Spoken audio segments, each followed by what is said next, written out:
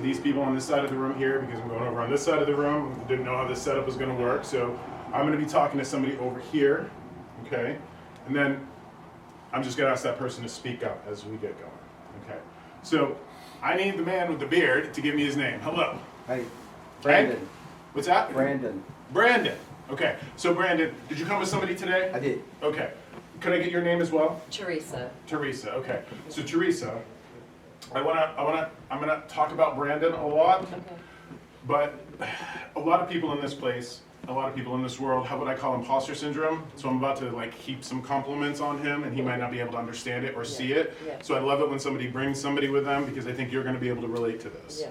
So Brandon, I want to ask you a question. Okay. And I think, Theresa, you're going to have to validate this for me. What I'm getting for you is you work tirelessly. Yes. You work tirelessly, just a very hard worker. And it's almost like, here's a funny thing for me. I won't say that it's your highest priority, but work is your it's right up there with your top three. Okay.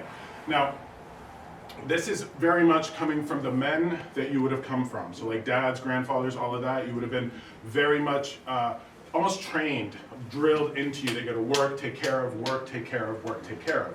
I want you to check that tirelessly stuff, that working tirelessly, because it's funny. I don't know if you know James out here.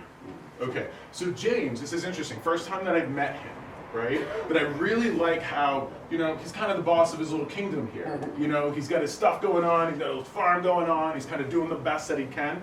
So it feels like, you got your job, and then you like come home and you can't sit still and you're doing the thing and you just have to produce and work and produce and work. I want you to be careful of that, okay? Now, the reason that you gotta be careful of that is because you wouldn't beat a horse like that.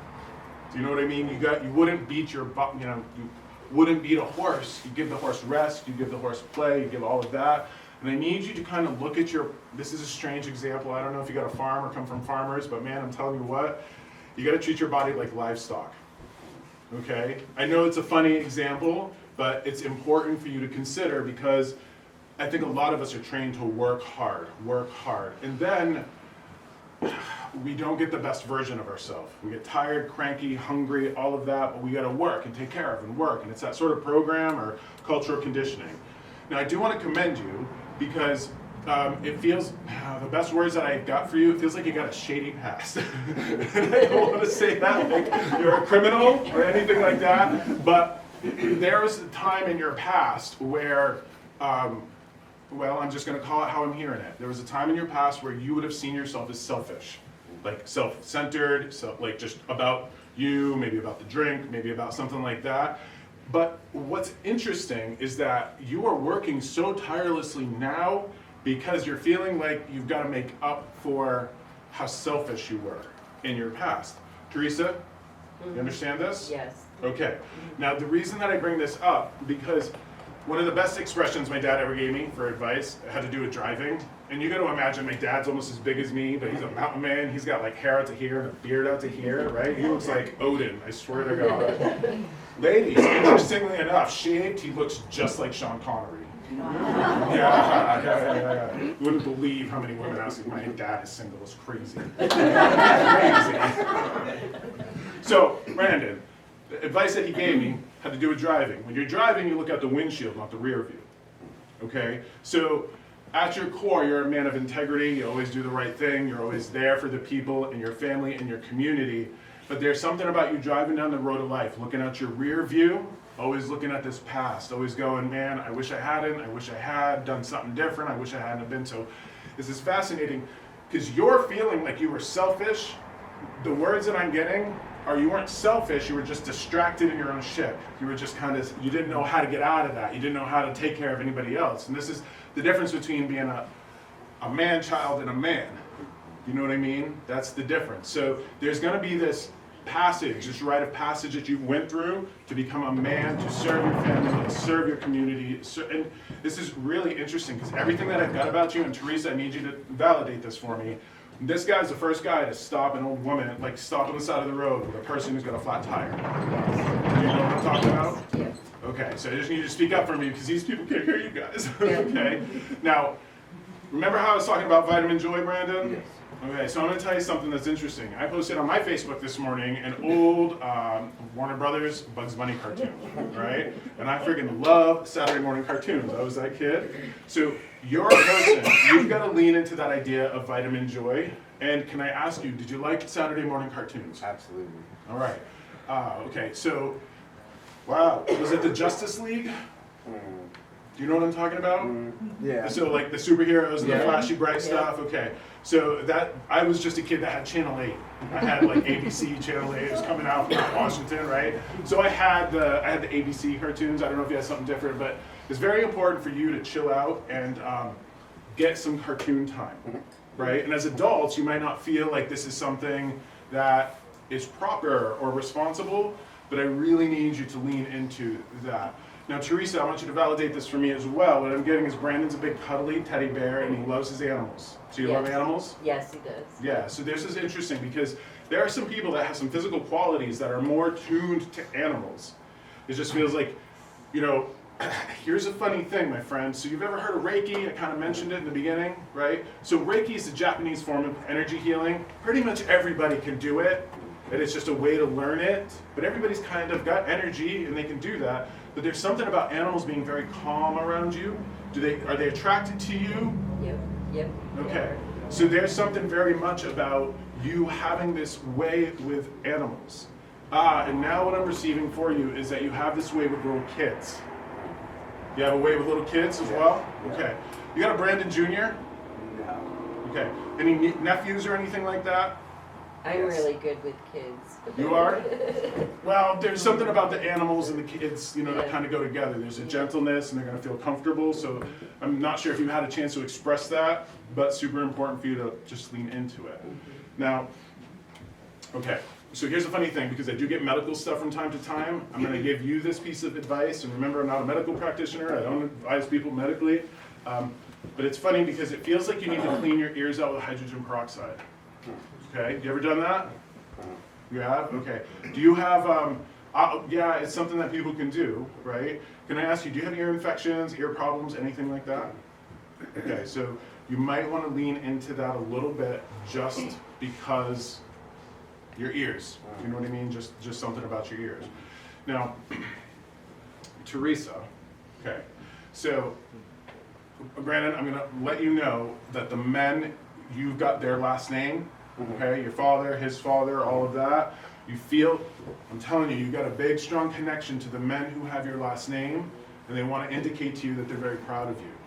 And the big difference is you've gone, and Theresa, this is important to acknowledge because I think you're your own worst enemy and kicking yourself in the pants all the time, Brandon. You've gone from selfish to selfless. You've gone from selfish to selfless, and they really want to illustrate that. And the way that you should see it is not really selfish to selfless. That's the best way to explain that for everybody. But for you, it's like you're kind of trapped with your blinders, and then they came off, and they're like, oh, there's other people, you know, that sort of thing. So you came outside of your own world, and you decided to help other people. Just be there for people. You actually understood that your behavior was having an impact on others. Super important, and they want to commend you for that. Truly, you're hearing it as selfish. You're not selfish anymore. You weren't selfish. You were just trapped in your own ship. Okay? Now, Theresa, I would love to come over and have a cup of tea at your house because what I feel is like you just keep this wonderful home. That's very it's funny because it almost feels like there's a round table in your kitchen with like a tablecloth. I just want to like get right up to it. I want to have like a cup of tea, and I'm going to feel very comfortable with you, Theresa, in the way of pouring my heart out to you. Okay, now, she keeps a nice home, Brandon? Yeah, like a nice home. This feels very comfy, very warm, very welcoming. Now, I believe, and remember I can get my wires crossed since the different sides of the family, I believe this comes from your mama's mama. Because she'd want to bring people in, set them down, have some nice tea, have some comfort, all of that. I really want you to know, and was she like that? I didn't meet her. I was 2 when my grandmother died. Gotcha. Would you have known her to be that way? From what I know of, from family history, Warm and she always bathed loving. and had people over. We always had a lot of people over. Yes. All growing up. Yes, and that's important because you really do her proud, okay? In the way that, this is funny, because what she's indicating to me is you're just a no bullshit person. You got bullshit in my house, you get the hell out. No bullshit in my life, I don't want bullshit in my life, I don't want drama, I don't want anything like that. Get out. So I love that because this is what I do. I play whack-a-mole with all my bullshit. You know whack-a-mole, right?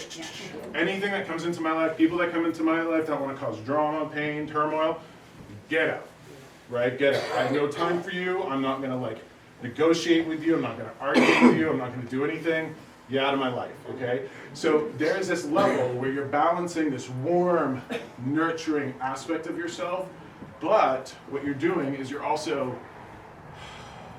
maximizing your peace by keeping everybody, you're just really good at boundaries, okay?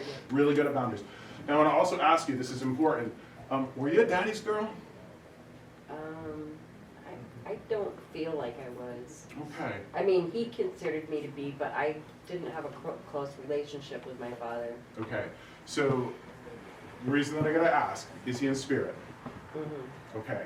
Does this man suffer greatly throughout the course of his life? He's alive and he's still, yes, he's suffered a lot. Okay, so he's still alive? Yep. All right, so I want to talk to you about a man in spirit that would have loved you greatly, would have also suffered, who's just very proud of you and is here with you. Now here's a question for you, because again, this is my experience. How old's your dad? 76. 76. Now this is a tough question to ask. Did he have a smidge of dementia or Alzheimer's? Yes. Okay. Now here's a fascinating thing that happens to me, and I don't guarantee this to anybody. I will communicate in spirit to a person who has dementia and Alzheimer's. And what that is to me is that slow kind of separation of that horse and rider. It's just, I'll sit with somebody and I'll be like, well, I've got this person here and they're saying this, and they're like, well, they're alive. And I'm like, well, do they have a thing like that? And they oftentimes do. So there is this kind of separation from that. Now, what I want you to know is that you're focused on peace, right? You're just very focused on peace, no drama, no bullshit. Right.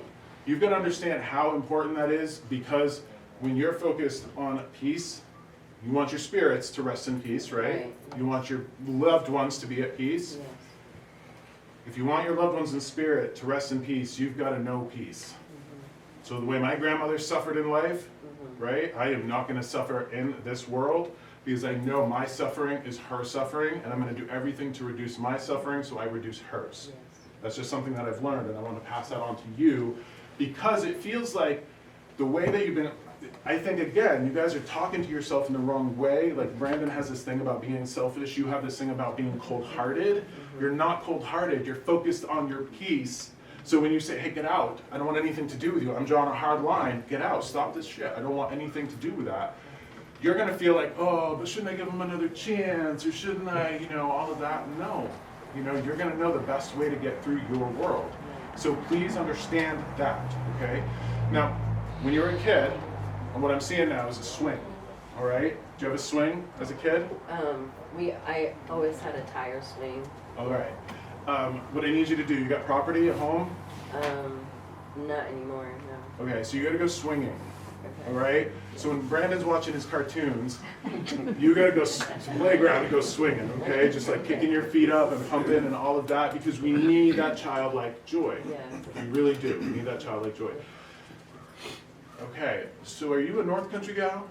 Yes. All right. Did you have people that sugared? Did maple syrup? Maybe my grandfather years ago. Okay, because I'm tasting and smelling like maple syrup, so that's one of the things that they're going to give to me to show you who's here with you, okay?